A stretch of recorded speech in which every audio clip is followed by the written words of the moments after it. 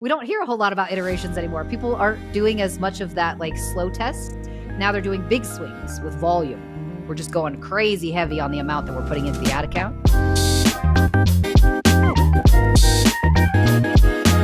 Welcome back to another episode of D2C Diaries. We're back digitally today with Sarah Levinger, who is a consumer insights and psychology expert.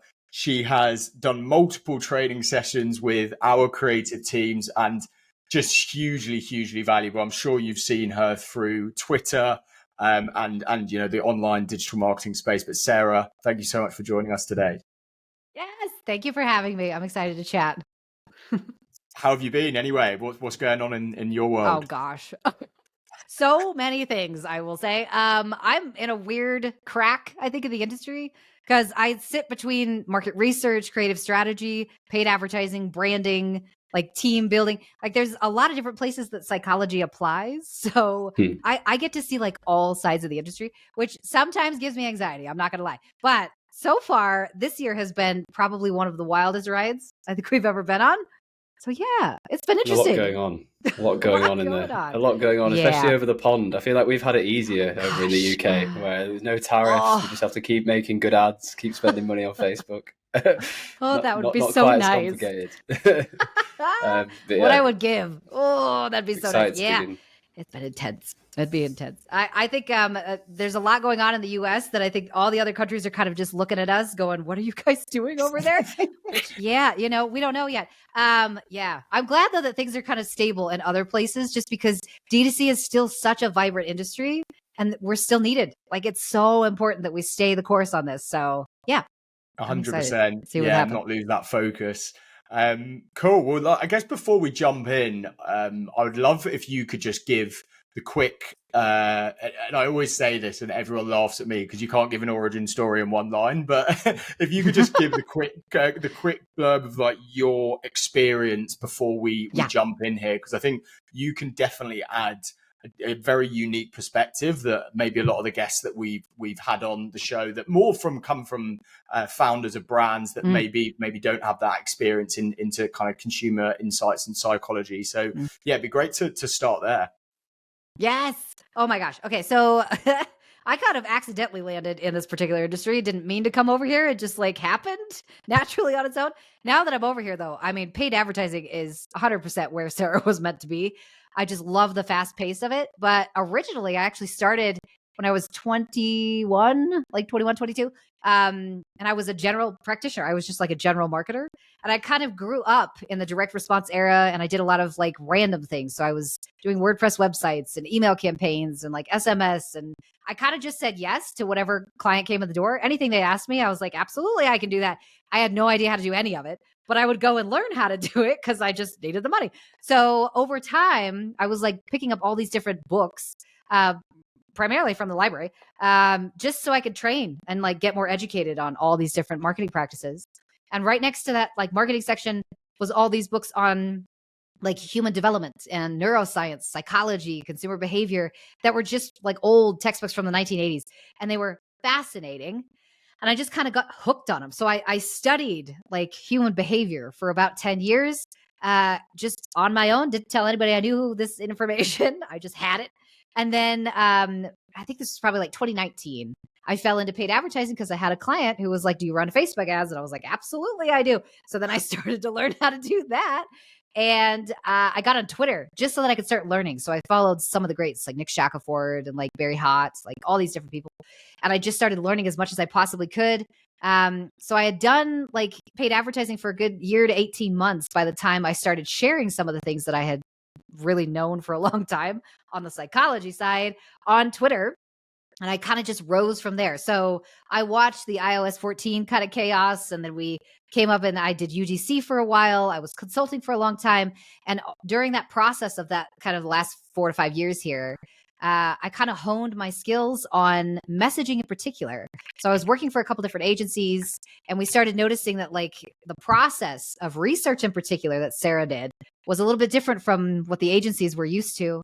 And my ads, mostly my statics, were hitting a lot better and had a lot longer lifespan than most of the other ads that were in the ad account. And it was mostly due to the fact that I was researching so heavily. So it morphed and morphed and morphed and morphed. And now that's all I do is just market research and understanding consumers. So it's been a journey, but it's been super fun. Amazing. Well, yeah, I think there's a few areas that I'm just excited to get stuck into today. I think firstly, like you mentioned it, there's a lot changing right now. I think we're definitely in like a bit of an inflection point this year in terms of like a lot of the ad theory that I remember hammering to my team over the last few years in terms of got to introduce that product solution in the first 5 seconds. Let's not make ads that are longer than 40 seconds. Let's be more strategic with the ads that we're putting out. All of these rules are very much changing. We're seeing that 1 to 5 minute ads are performing better. A lot of our accounts, the best performers, aren't introducing the solution until 30 plus seconds in. And I'd love to just touch on this because this very much feeds into your expertise in really tapping into that, emotional resonance and really setting up that story or educating the consumer before we introduce the product. Talk a bit about that and how you're approaching those changes. Yeah, I think all of this goes down into something that I study heavily nowadays, which is mental models. Mental models. So every marketer on the planet was kind of trained in their skill set in a very particular time period. If you're a millennial or like even Gen Xer, you were trained in kind of direct response era, which means we were heavily over indexing on like sales. All of us got sales training because it came down to, can you walk somebody all the way to the end process and convert them quickly? That's what direct response is. Before direct response, it was like relationship sales based, right? So a lot of the brand work that the marketers were doing back in the early 2000s and the 90s was much more focused on getting their voice out, right? So it was a lot of like long-term, long-form sales, like very relationship focused. We switched over to direct response. And so all of us that live kind of in D2C now have a mental model or like have a system inside our head that's predominantly used for sales. So I find this interesting because on Twitter in particular, the conversations will roll over. You'll notice all of a sudden everybody's like, statics are working again. And then everyone will produce statics. Or like UGC is big again. And then everybody will produce UGC. The marketers are like following each other. And that really does affect what the consumers see, which affects what they buy. So this is why I say psychology applies to everything. The psychology you hold or like the beliefs you hold as a marketer directly affect what happens in the market space of the consumers when they buy. So I study this a little bit because I'm actually more concerned with what the marketers believe than what the consumers think.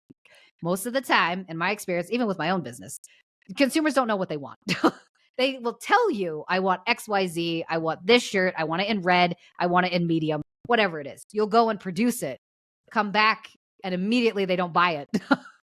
Because people don't know what they want. All of this is kind of stemming from their subconscious mind, and nobody's really clear on what they believe inside. So if you watch people, though, for a long period of time, you can start to see patterns of what they believe that rise to the top. So like, to your point, we've been running these different styles of ads of like 40 seconds used to work, but now 5 minutes works better.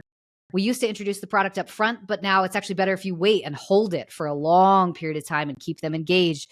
All of that changes just based upon what we believe as marketers and then how the consumers react to what we believe. So it's crazy if you start to look at it. Yeah, I feel like this definitely feels like we've been through that, like another permutation of like best practice on performance. And I think not everybody, from what we're seeing when we're looking in accounts, is like not everybody's kind of, it's almost a harder thing to do. I think when you're executing with that formulaic approach of hook, body, almost like 3 reasons why, very framework driven, it's a lot easier than telling a story. I think some brands are finding it a lot harder to adapt to that and kind of move back towards that. So it's just not learned behavior, and it's not like something they've been doing. It's not a muscle they've built in that way. So it's really interesting to see. Yeah. And I think it all kind of stems back to what used to work. And this is kind of how humans work, is our brain logs everything that we do, everything we see, all the stuff that we interact with constantly on a daily basis. And then we just use it as a frame of reference.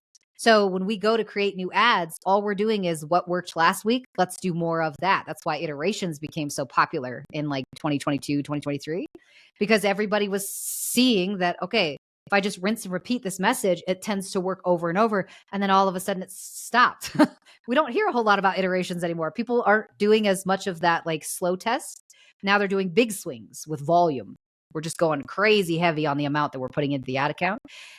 It all just depends on, I guess, how you interact with your ecosystems as a marketer. And then again, how the consumers are responding to it. If it's a younger consumer, most of the time they really like stories. They're really interested in like emotional stuff. If it's an older consumer, they're a little bit more focused on features. Give me the facts. Give me all of the information. Don't sell to me. Like, don't try and make it a little bit less, I don't know, like woo-woo, if that makes sense. It's interesting when you start segmenting out by humans and how they actually operate. You can do a lot more with it, I think, especially in the ad account. Can we, let's touch on that, because I think when you did training with our creative strategist, that was one of my favorite sessions that you ran. Just how we speak to generations differently through that messaging, and also how their behaviors are impacted by their history and you know, some of those key moments in time. Could you talk just you know, not like we did for a whole kind of hour and a half session, but just the top line through those different generations? Because I think that's something that marketers aren't thinking enough about. Yes. Well, this is interesting too, because it morphs and morphs and morphs. So from just like a top level down, the brain is really interesting because everybody has one. All the humans on the planet have one, and they're all kind of built the same, but the output is a little bit different. So you can think of it as like a computer. All it's doing is just taking in information all day long, recording it in the subconscious brain, and then holding it just so that just in case you meet that experience again in your life, you'll know what to do next time. So that's why new experiences are often very, very anxiety driven for humans, because the brain doesn't know what to do. It doesn't have an operating system for that particular experience. So this stems from childhood. Obviously, we're all born with a brain, but we're all kind of born, I don't know, with the same exact operating system from the base. So we don't have any experiences from years 1 to 7. Our parents have to teach us what's safe, what's not, what we should look for, what we should look out for, which people we should trust and people we shouldn't go near at all. So depending on how you were parented in those like 1 to 7 years, your worldview of how to get resources, how to like find a partner, how to get success, how to gain money or like objects, or like how to move, like those type of things, that all gets set up in year 1 to 7-ish. And then 7 to, you know, that 18-year-old age is when you start to kind of challenge some of these to make sure that what you were taught is accurate. From 18 up to 27 and upwards into your 30s, you're kind of just running on like pre-existing operating system. So, and this happens for everybody. So depending on how you were parented in those really early years, your whole life is going to be set up in a very specific way. You're going to consume different things, and you're going to believe the world operates in a very different way than the generation beneath you, mostly because they were parented very differently than you were. So every consumer has this operating system set up. They're all running in different directions. They all believe different things. But again, you can see consistent patterns with like groups of humans that you can use, I think, a little bit in your marketing if you're aware of it, for sure.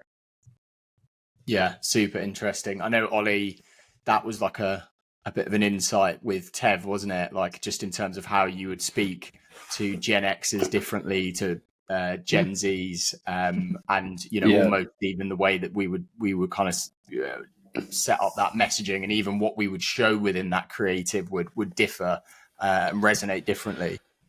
Yeah, I think you start with the fundamentals like pacing. Obviously, pacings are like just transition speed, cuts. But then even like we did some analysis on sort of motivations and biggest objections and USPs that resonated with different genders and age groups. And it was so clear to see like older females were more predisposed to sort of vegan, cruelty-free messaging. Older males were way more interested in confidence, attraction, but they both wanted to be presented in a way which I guess says a lot about men. I guess much more simpler beings in some ways. But it was that, and I said the execution of the asset and the messaging of the asset was just so fundamentally different to someone who was in that kind of 20, 25-year-old age bracket. And we were able to apply that on the ad, but also down the funnel and through the way we were kind of pulling that down into the site experience as well, which is really interesting. And I only did that analysis because of your training session. So, good, yay! Valuable. Well, that makes me so happy because I feel like these patterns exist all over the place. And the more sophisticated you become as a marketer, the easier your job gets because you can spot them. It's just easier to be like, oh, Gen Xers, of course, like that particular group is really sensitive to nostalgia. So of course we can use that to our advantage.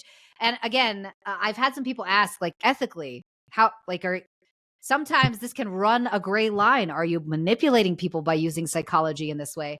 I personally try really, really hard to use it in a way that's not going to trigger people negatively, right? So I think it's actually better if you have more psychology knowledge because you're not doing it on accident. I don't want marketers to try and use some of these psychology tactics in a way that they don't even know that they're triggering people in, like, poorly, right? There's lots of different ways you can say the same message. So if you know about the tactics, you're able to use them in a way that makes sure that we don't, like, harm people. And we're doing it, like, for the health of the brand more so that we were talking about, we did a podcast earlier about, I don't know, have you seen David Beckham's new brand of the IM8, which is like a big competitor to AG1? Yeah, I'm like, dang, David. That's gonna be a good brand, but I'm also like, you're going after a very, very big competitor. So you're going after the big interesting dog. Yeah. Go big or go home, I guess. we were doing a bit of an analysis of their funnels, and 90% of what they're doing is pretty insane. But I think one thing we were talking about, and especially as I would assume a lot of their, based on similar brands that we work with, like Gen X is definitely like a demo that you know will be resonating most with that product. That nostalgia piece, as you mentioned, is something they're missing, especially with David Beckham, you know, and the opportunity to be tapping into the nostalgia of him in his old football days. It felt quite flat, the founder stories, and bringing some of that back would really help, you know, trigger into the emotional side. Yeah, especially for him. I'm like, dude, you had a huge, huge boom in your, like, personal brand over the course of the lifetime of your career. And you have a wife who's very, like solidly connected to the nostalgia group of people. I'm like, ooh, I mean, I would use it. I think it'd be very interesting to see what would happen if you touch into nostalgia a little bit, because it's already happening. Your customer group is already interested in it. So, ooh, that's interesting. Yeah, 100%.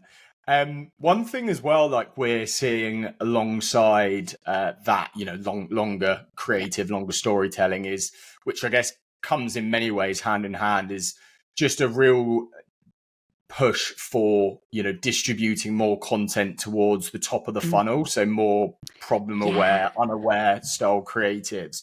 And I think obviously that comes with more of a challenge to brands. It's not as easy as doing an us versus them or doing an offer focused ad or an objection handling creative. And it requires, like, you know, real understanding of psychology and storytelling. What advice maybe do you have for brands that are struggling to really execute those style of creatives? Oh, I get this question so often. I'm seeing it a lot more too. Like, Twitter has been just rampant with people like, does anybody know how to target top of funnel? Because we really are rinsing and repeating. And I've talked to tons of marketers about this.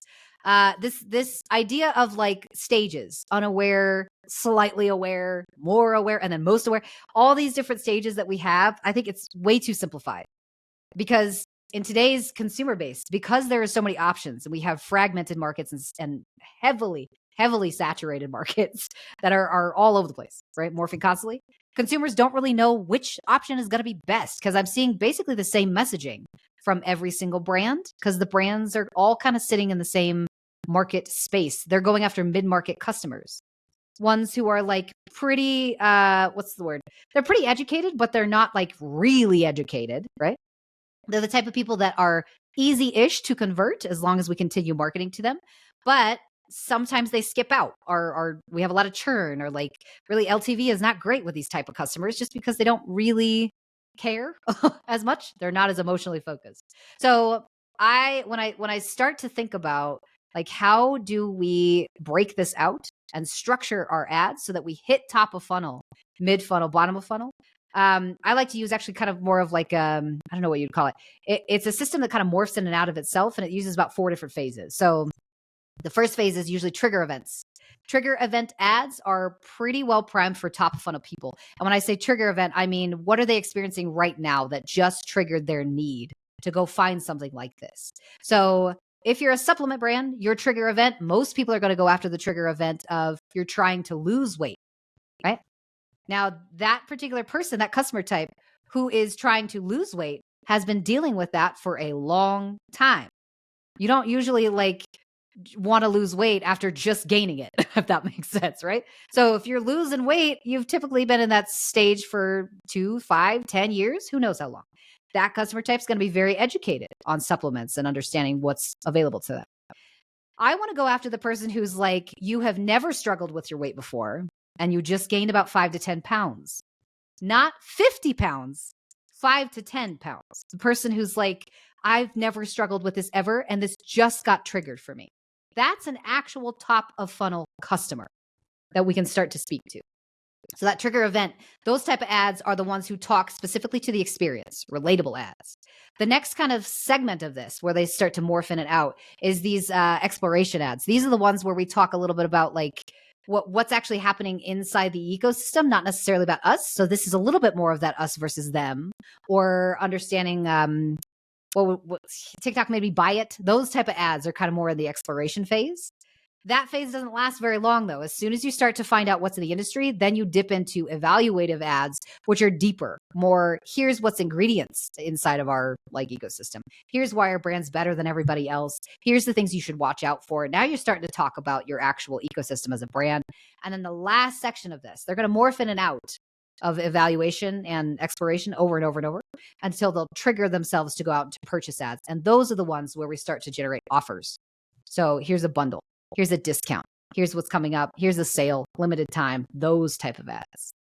So the long-winded way of saying there should technically be 4 different types of ads in your ad account at all times. Not all of them will be converting, but they will all be bringing in different people at different stages of their journey. That makes sense. Makes a lot of sense. And I think that's how we advise people as clients as well, depending on where they are in their growth journey, depends on, I think, a lot on where they should be focusing that split of output across those stages. The amount of accounts I've audited recently that are spending like really meaningful amounts and are throwing 400 or 500 assets a month at the account and aren't able to grow spend because they're just they're just too leveraged into that, like those lower, well, we call them most aware or product or solution aware, but probably switchable interchangeable names, and haven't taken a step back and really thought more about the triggers or the fundamental motives or the foundational reasons why someone might, the pain that they're experiencing, I think is such a something that people just need to do more, that intention around the strategy. Because I feel like when we come on to AI shortly, AI enables execution, but if you don't get the strategy right, it doesn't matter how many static ads you make. So 100%. I think it's huge issue. Cool. So one thing now, I guess, like it's a nice little bridge into is AI, and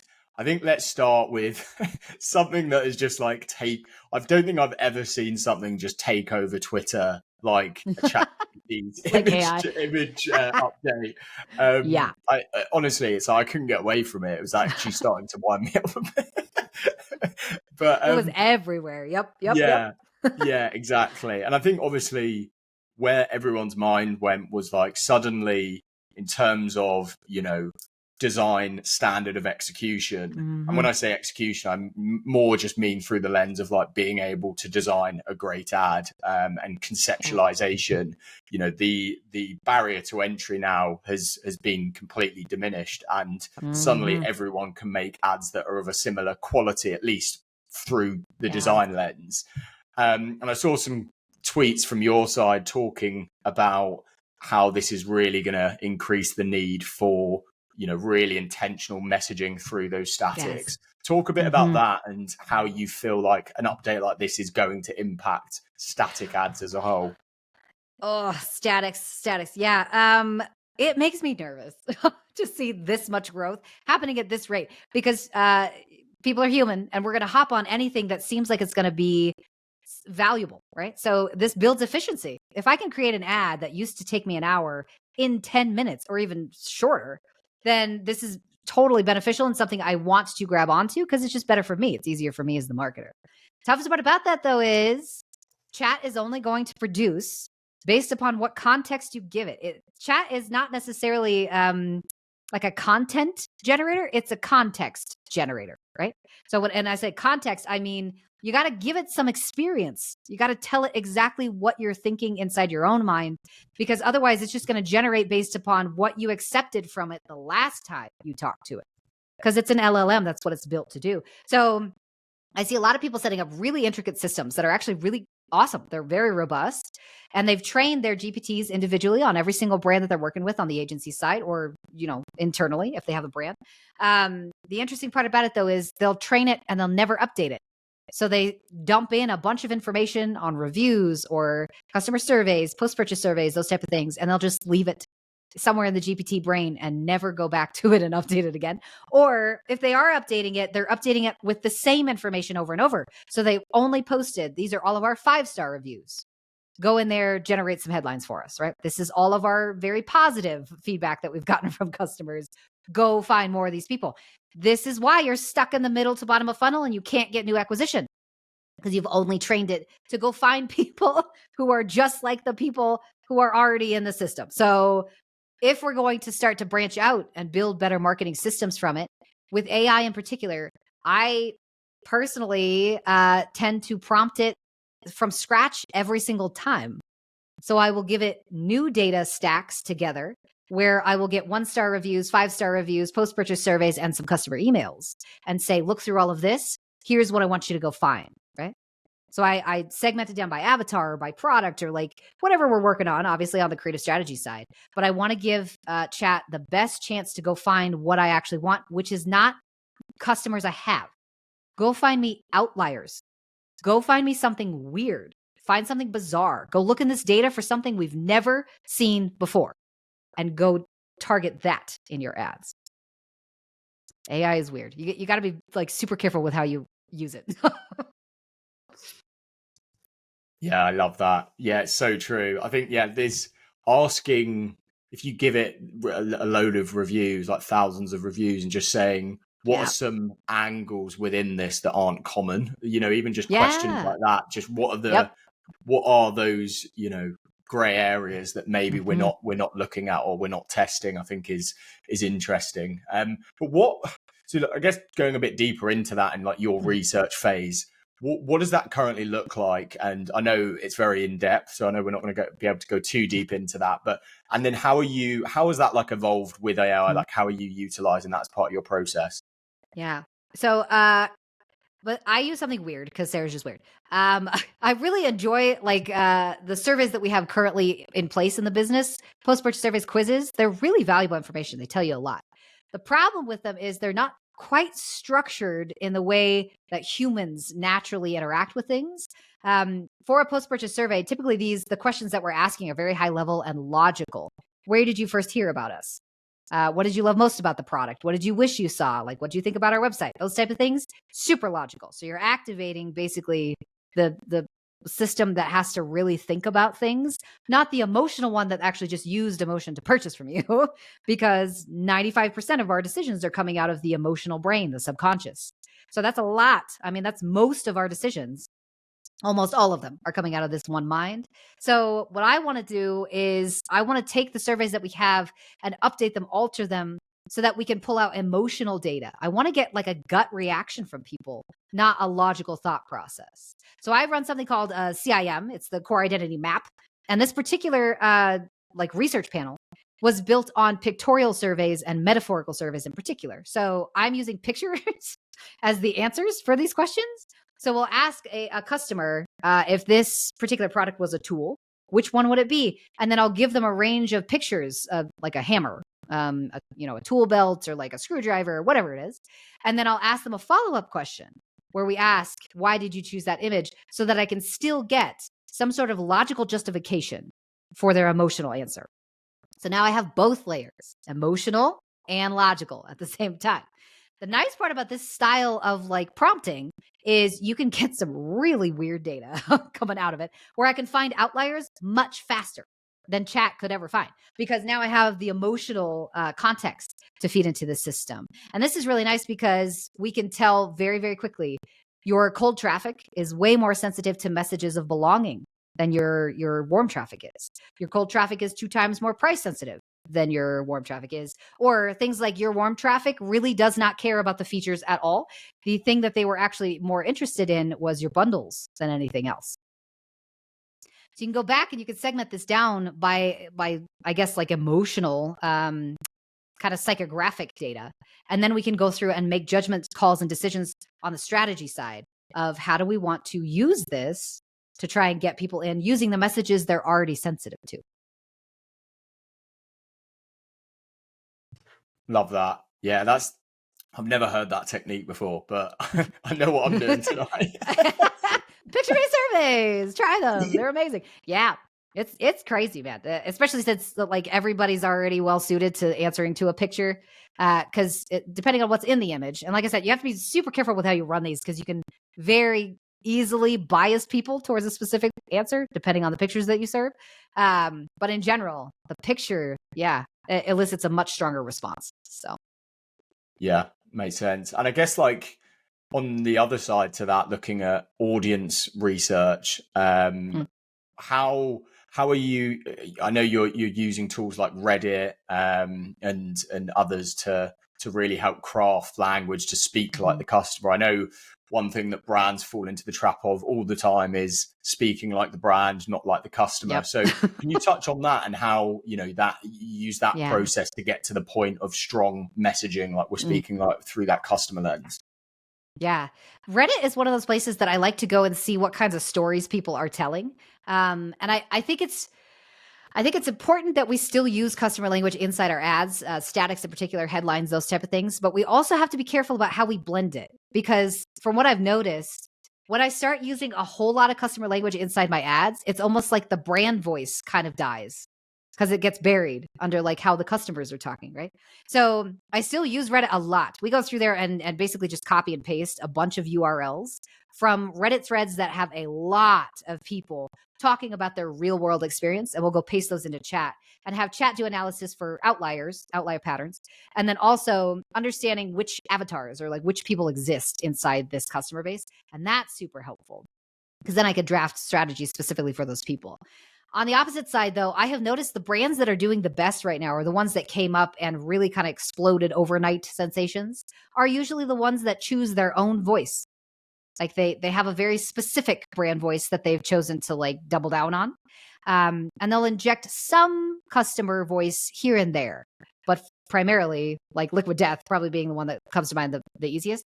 All of their stuff is like very brash, bold, like kind of crass humor. That's like errors on a little bit of offensive sometimes because they don't care. Like that's their brand voice is, we don't care what you think about us. We're going to be whoever we want to be. And that's what we're going to do in the world, right? Now it works for them because their customer type loves it because their customers identify really, really well with it. I think every brand should choose the voice they want and then layer customer voices on top of it. Yeah, I completely agree. I think, like you say, it's just important about like isolating those and treating them differently, like more so from if we're looking at UGC that's coming from the perspective of a customer versus a brand ad. I think, again, the other obvious example that comes to mind there, just that has really crafted a strong brand voice, which similar to Liquid Death is Dr. Squatch. Yes. Brand. Brand. And this is like a deeper conversation, but there's 2 sides to every business, which is growth and brand. You got to have both to be able to build longevity into your business. If you don't have brand, you're technically only building a business, not a brand, right? Now, brand is interesting because it's very abstract and everybody's like, what does that even mean? Like, what is a brand, right? Technically speaking, a brand is a visual presence and a voice. It's a human is what it is. You got to decide what personality, what exterior traits do we want to push forward and push out into the world? And that goes further than just like logos, colors, those type of things, website. It really does go down into how does your brand feel?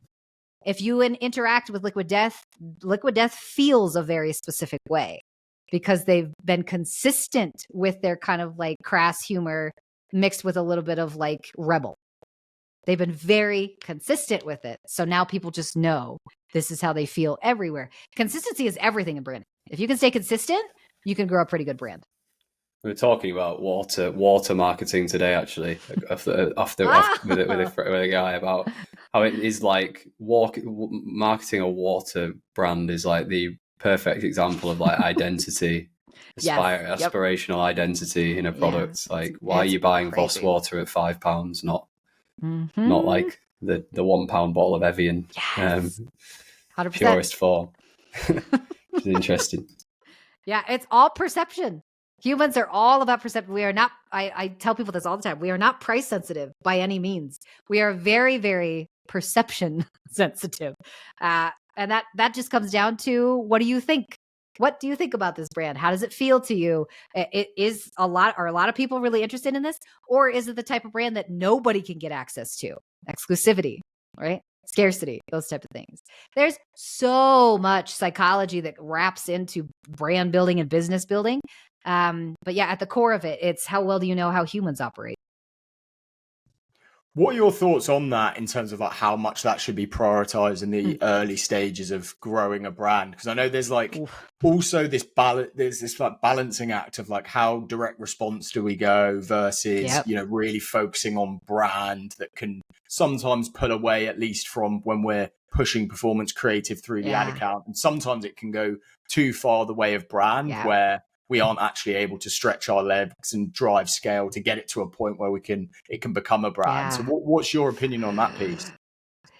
The brands that I've seen that have done the best, meaning they came out of nowhere and ate a huge chunk out of the markets that they were in, those are the ones that had brand set down from day one and never deviated. They just stuck hard at it. They knew exactly who they were and they knew how to communicate it. The brands that I've seen that struggle, like they hit revenue caps and they just can't get past it, are typically the ones that doubled down on direct response, growth, sales in particular, and had no brand to like build the foundation on. So they're kind of sitting on sand a little bit. Those are the ones that are struggling because they hit those caps and they don't know how to get past them because they're like, we're trying all the growth tactics that we've been using for the past 2, 5, 10 years and it's not working. Like, why is it not working? It's mostly because you don't differentiate much in the mind of a consumer. You're not stuck in there, right? You're not stuck in their head. You're just kind of around. You're available all the time. And they know you're going to run another sale next week. So they're not worried about it. They're not really attached, like identity wise. So good example of this. I think Dollar Shave Club was the one that like I followed heavily for years and years until they got sold. But their D2C like experience, they were just like a D2C darling because they came up with a solid brand, very humor focused, similar to like what Liquid Death did, but just kind of in a different vein, right? And they had comedy down, parody work in particular, incredibly well. Like they just knew that content type. So they chose a lane of content and then they stayed with it for years, right? Glossier was probably another one that had good brand. They weren't like heavy on the content side. They didn't use humor or anything else, but they had a very definitive differentiator in the space. And then they doubled down everywhere. Their voice was very solid and they never changed it. So the brands that come up, Liquid Death, Dollar Shave Club, Glossier, like True Classic, they know what they're trying to say and they say it really well over and over and over. I was about to mention like the True Classic. And I think when you've said Liquid Death, Dr. Squatch, Dollar Shave Club, True Classic, all of them are humor orientated, which then I think if that's your brand, if that's your like brand pillar, it also makes the doing performance whilst keeping brand central to that, I think easier because I think humor translates really well to direct response ads. Whereas if you're doing that in say a more polished format of a Glossier, like that's they've kind of had to go about growth in a completely different way, I feel, in terms of that market penetration because they don't have that at the forefront, which is interesting. It's fascinating. I think this is all built on the fact that TikTok became a thing. If TikTok had not come into the industry right when they did, the brands that came up in that ecosystem would never have been as big as they were. And the reason for this is because we trained consumers on TikTok level humor during the time period that Liquid Death and True Classic, and all these Dr. Squatch, they all rose up right when TikTok was becoming a big thing. And that was really interesting because before that, the humor of the actual culture of the US market was very different. People didn't laugh the same way that they do now, right? So this is why I follow all of it, because I'm like, the culture affects the businesses affect the consumers affect the economy. Like, it's all connected. It's crazy. We're still seeing that play out now, I think, with like we've talked about a few episodes ago, the Motion Creative Report for 2025 about the percentage of ads that involve satire, and that really over-indexing in I think it was up to like 60% of ads. 60%, but best performers around there, wasn't it, Lucas? But then, only like 30% of advertisers are actually using it. So it just shows the actual impact they are having, even though most brands aren't actually tapping into satire or humor. Yep. Well, which I think is interesting because before this, the only place that, I mean, especially in the 90s, the only place that you would find satire in a business sense was in sitcoms, right? Like, if you watch The Simpsons back in the day, that's pretty much the only place that you would really ever see a brand use humor in large scale, the whole entire thing. Now, how long has The Simpsons been around, though? Right? They have a brand tone and a voice that they just consistent for years. They've done the same exact voice over and over and over. And that's the reason why they've been around so long. SpongeBob is the same. I was looking at this the other day because my son watches SpongeBob. That's like a $16 billion brand for Nickelodeon just on SpongeBob. Which I'm like, this is bonkers. Like, he doesn't really do anything. Like, the whole premise of it is just kind of a funny show where he does random stuff with people that he interacts with. This shows you, I think, and the brands too, the D2Cs that have come up that use satire and humor, this particular piece of human like mindset is very, very like profitable for one, but also just sensitive because there's so many people that can align with it. Humor is a powerful storytelling tool. Yeah, 100%. But it's the hardest thing to do, which is why probably. It's so something hard. Especially when you've got a brand filter on things. There's some brands that just can't. I don't think can't do it. It's like you can't. Or you can. It's so hard to execute it within that like guardrail element. Which is why you've probably got to establish that tone much earlier within the brand journey, as you were saying. Yep. The earlier you can do it, the better. It doesn't always have to be humor, though, because there's a lot of other brands that just produce good content that were not humorous at all, that just exploded. Game of Thrones, really good example. That was huge globally. Everybody across the world loved that show. And all it was in the originality of it was just a really good story with lots of different characters doing lots of different things. But it's still one of the best franchises across the globe, just because they were good at story. So I wrap that together. Like, you don't always have to use humor as the basis of the brand, but you do have to choose a voice. It's got to be something, whether it's like sincerity, empathy, whether it's a vocal tone of like humor or some satire. Like, you got to pick something, pick a road, and then double down on it, stay consistent with it. And that's how you build good brand. 100%. Yeah, I completely agree. I'm a big advocate because, again, it's like, it supports that. It's like that we were talking about this earlier, system 1 versus system 2 thinking. It's like system 1 very much like the fast unconscious emotional mode of like processing information, and that brand resonance is so important as part of that. Yep. Those systems are going to be critical too, because they're running all the time. Like we talked about, like that subconscious is running all day long, 24 hours a day, 7 days a week. So depending on when your customers see your ad, they may be in the mood to laugh and they may not, but it doesn't matter if it's consistent every time. Every time they interact with you, then they'll understand who you are and what they mean, which category they should put you in. Yeah, 100%.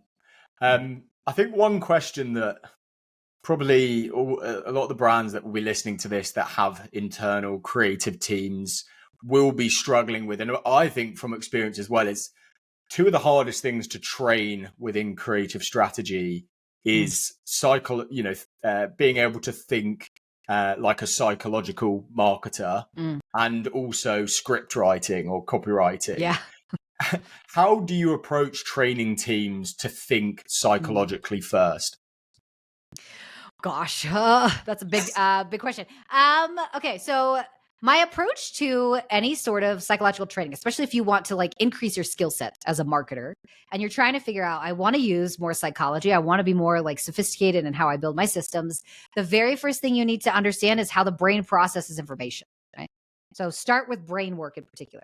After you learn a whole bunch about what the brain does when it processes all this information, lots of ways you can do this. You could go have chat, do deep research for you and just type in, hey, teach me all about how the brain processes information.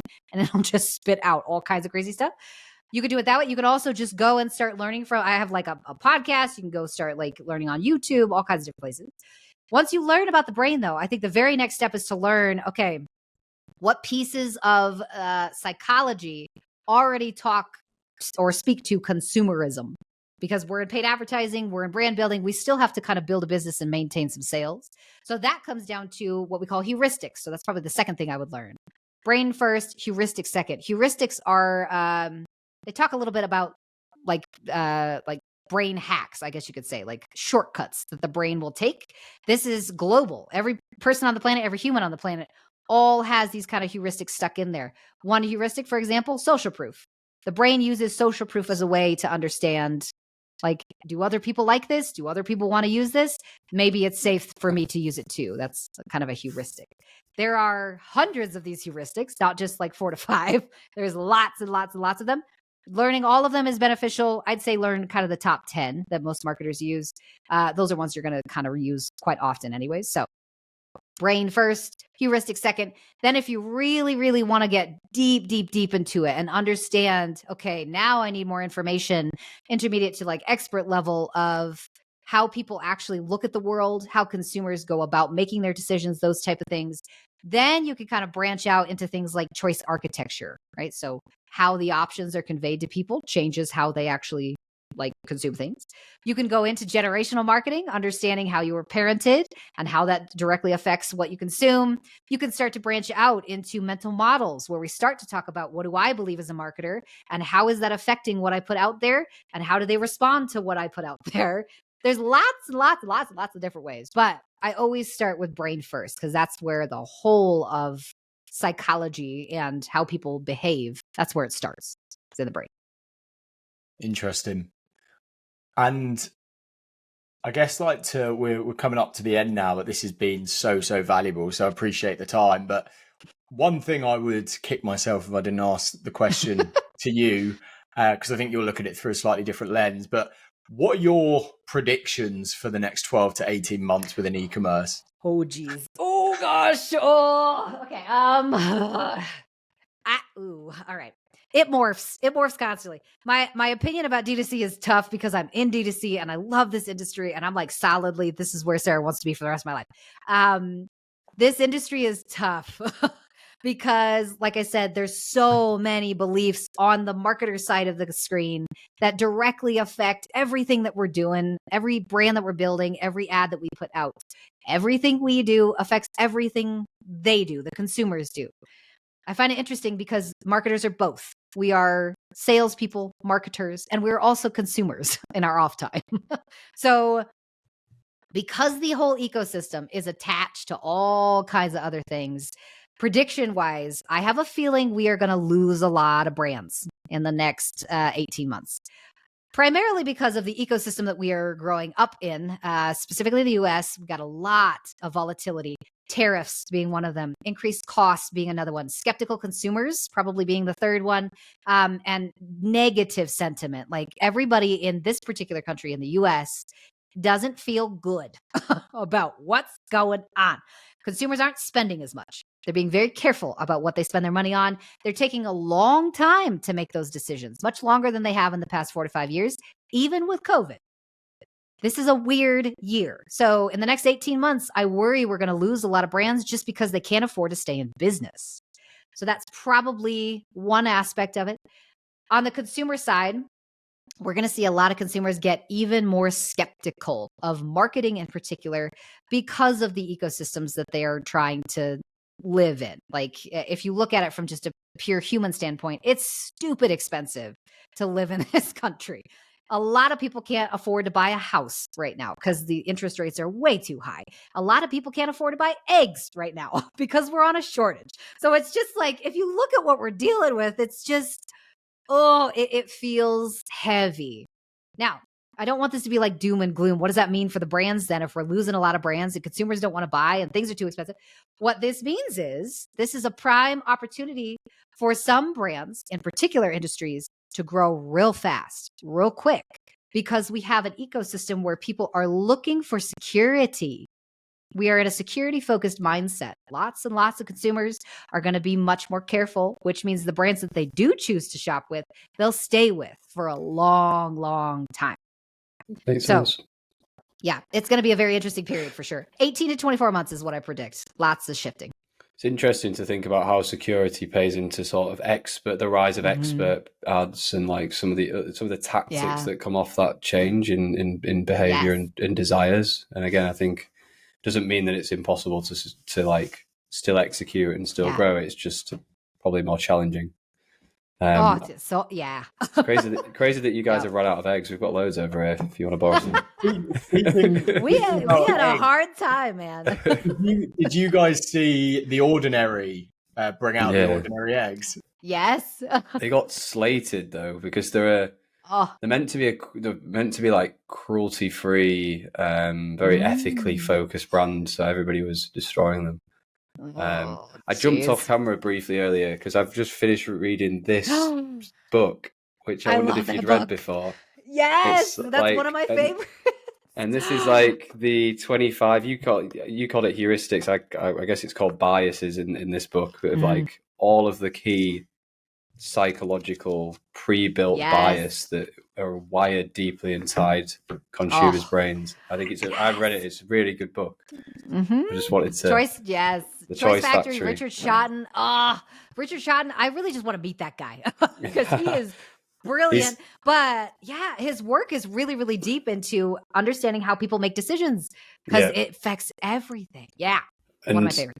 Yeah, so some of the anecdotal stories in there about like how changing the wording on campaigns to donate blood. I'm going to butcher the explanation, so I'm not going to try it. People just need to read it. It's amazing. And it's so easy to, as you go through, how you can like think about your brand and how you can try and apply every single one of them. Yes. Just really crazy.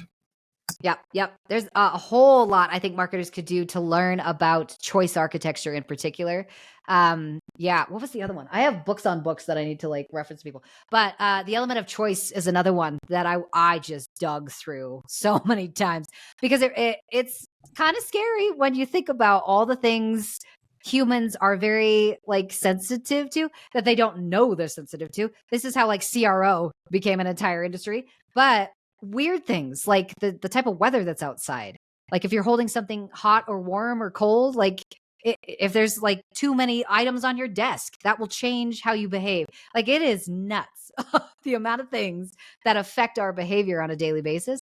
And then like the poor marketers are over here trying to run ads just at like one angle at a time. And I'm like, you're also competing with like the fact that they're tired today or they haven't had their coffee. Like it's not you, marketers. It's not you. Oh boy. Yeah. It's interesting to think how that pairs with that Andromeda update and that volume and diversity piece. Because like, if they can nail that and it can do what it says it can do, there's a world where you can make an ad for everybody at every time and Facebook will find them at the right moment.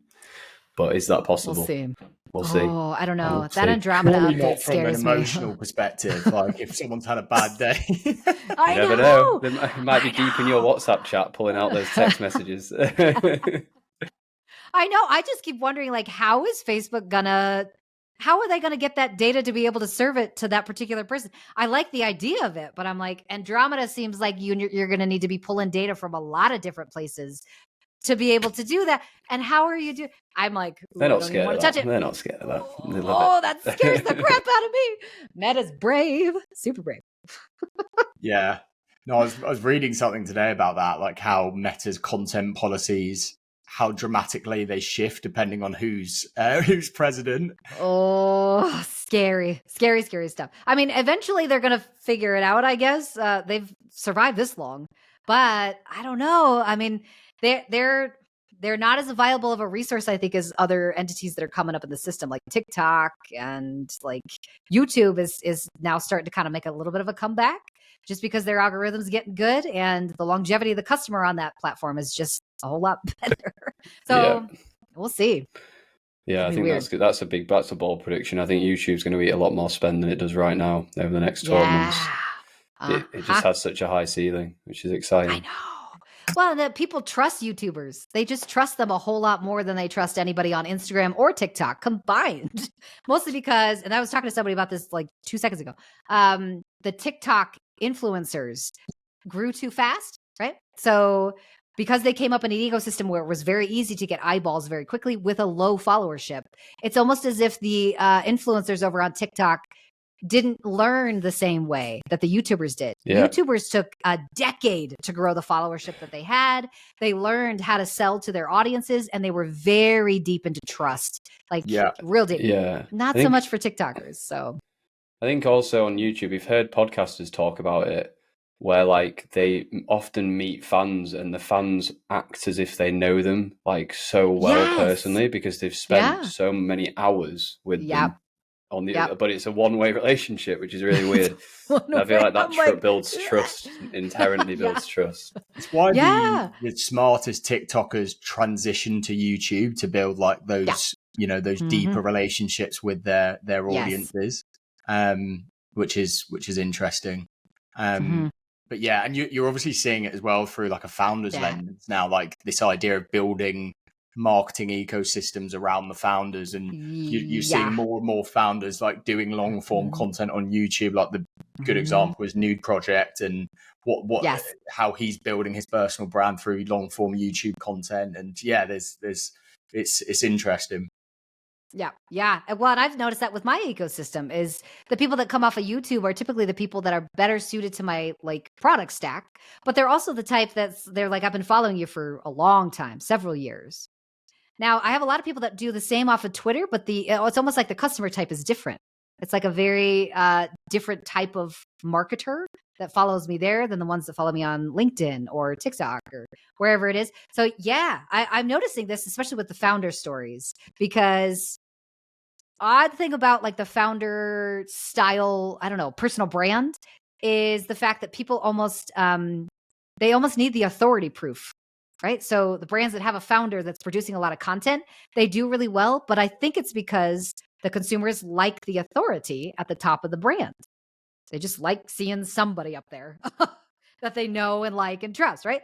If brands that don't have that don't seem to do, not that they don't do as well, but they just don't grow the same without the founder. Gymshark is probably the best example of this. That guy built a brand on himself and then attributed it to all of his products. It was interesting. Yeah, it's a great example. Represent as well. George Heaton. Amazing. Final question then. Never actually asked this before, but it just came to mind. So why not? If you were to make a brand, if you were to start a brand today, what, I don't need to be specific about the actual brand or product itself, but what kind of industry would you or vertical would you be looking at? This sounds really weird, but I have a brand in mind that I'm probably going to launch next year. Not this year. I'm way too busy this year. My brain is stacked. Don't give it away or it'll be gone. I know. It'll be gone in seconds. It won't be yours anymore. This is going to sound weird because I feel like people are going to be like, that is the weirdest industry. Why would you do that? We have ChatGPT. I would go into education. I would 100% go into education. I would not go into consumables, and I would not go into commodities. That or I'd go into luxury. Luxury or education are probably the two frames that I would go into fastest. And that's odd seeing that we have chat. Like chat can give you anything you want. It can teach you all kinds of things. The reason chat's going to struggle is because it's an overproducer. An overproducer, meaning people really like it. They like the second brain. They really like what they're actually doing inside of it. But it's almost, it facilitates busy work and it facilitates distraction. Because you can talk to chat for literally until the end of time. It will never stop talking to you. Similar with TikTok. It's a scroll, right? It's going to be a dopamine hit, and people you can't process that much information. Like the brain can't do it. It's going to be like, whoa, stop. So I would go into education because right now what's selling the best in a lot of different industries is systems.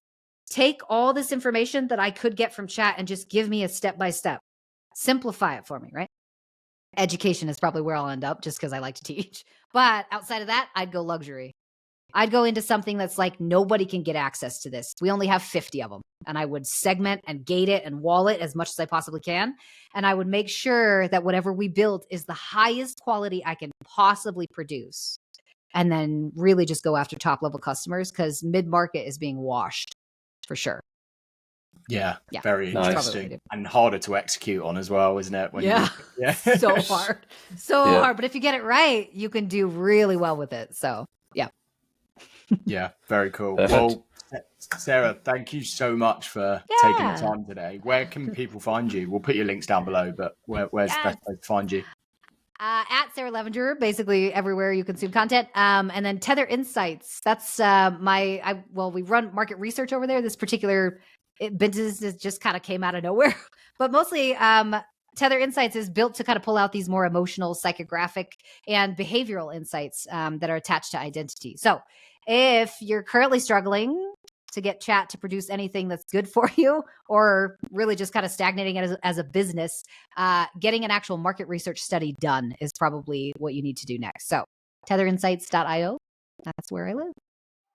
Perfect. Well, we will get everything down below, and thank you for joining us today. We'll see you on the next episode. Yeah, thank you so much for joining. Thank you. Thanks.